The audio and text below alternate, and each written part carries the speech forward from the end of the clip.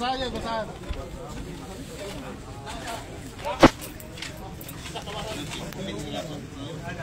Naghanap siyang oh. Nadakot na si Dato Adlaw ug si Bae, Lourdes Infante. Latraka.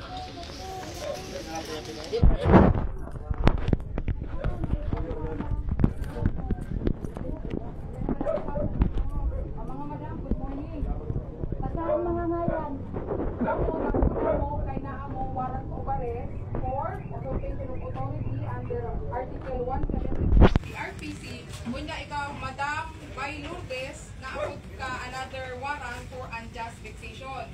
Itong unjust vexation and yung usurpation of authority tag initially acting presiding judge Maureen Chua. So, ato na mo, makahibalo nga ato na kay katungod sa pagpakahilo, ang imong pamahayag, mahimong gamiton pabor o bako kanimo, sa bisan tiin nga hukuman, ikaw ato na katungod sa pagpili sa usa ka kasaligan o independenteng abogado o kung di ka makasara sa pagbayad, ang ganahanan mo katag ni ining libre para motabang kanimo. Na kasabot pa tanan. Motabang? Gidakop na motabang? Nakasabot siguro ma'am sa Bisaya, no? Sige ma'am. Wala mo abogado.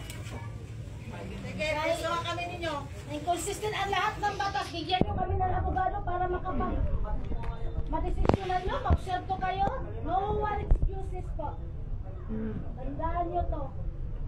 Jabo, nito ka ng kaldero. Jabo. Ikaw, utang ina mo ko, Agilan. Utang ina mo ka. May jabo. May suyod siguro ba sing lakili. Hindi nyo magawa, hindi galite. Due process. Sira ulo.